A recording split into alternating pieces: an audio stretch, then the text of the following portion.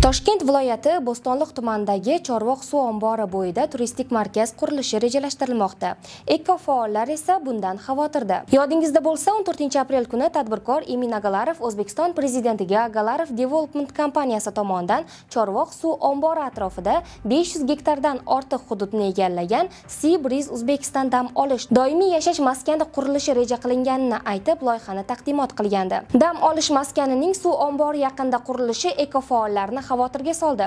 Ijtimoiy tarmoqlarda O'rik guli nomi bilan tanilgan ekofaol Mo'tabar Xushvaqtova bu qurilishning ekologiyaga ta'sirini aytib chiqdi. Qurilish oldidan izchil ekologik tekshiruv o'tkazilishi, uning shaffofligi ta'minlanishi va natija qoniqarsiz bo'lsa, loyihadan voz kechilishi lozim. Ma'lumot o'rnida aytish mumkinki, Chorvoq bo'yida Sea Breeze Uzbekistan turizm markazi 10 milliard dollarga baholanmoqda.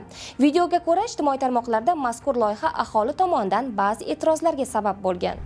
Эта вода нас будет долгое время спасать и поить. Chorvoq bu dengiz, okean emas va men kelajakda balchiqdan suv ichmoqchi emasman. В городе так строек хватает, чистый свежий воздух остался только там, поэтому нам это не нужно. Qurilishning qay darajada zararli yoki zararsiz ekani haqida mutaxassislar quyidagicha fikr bildirgan. Toshkentda 3,5 million aholi yashayapti. Mana hozir reja bor, yangi Toshkent ham qurilyapti. Bularga suv qachon yetkazib beramiz? Mana bu yerda Chorvoqda shu balans buzilib qolsa, bu juda katta muammo bo'ladi. Ekologik assessmentdan yaxshi chiqmasa, natijasi bu qurilish bekor qilinishi kerak. Mana shuning uchun jamoatni aralashishi bu juda ham muhim. Mo'tabar Xushvaqtovaning so'zlariga ko'ra, Emin Agalarov tomonidan aholi noroziligiga javoban e'lon qilingan videoda tabiatga zarar yetkazmaslik uchun aniq choralar ko'rilishi haqida hech qanday dalil keltirilmagan. Во-первых, экология – это наш первый приоритет, чтобы у нас везде были очистные сооружения, чтобы ничего лишнего не сливалось в воду. Не просто сохранили, а мы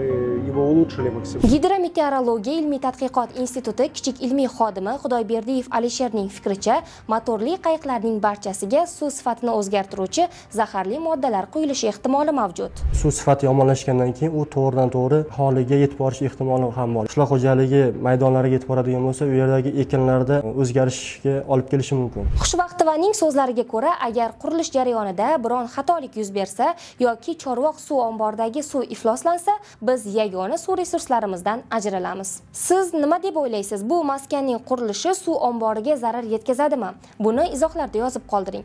Eng so'nggi yangiliklarni vaqt o'zida kuzatishni davom eting va sahifamizga obuna bo'ling.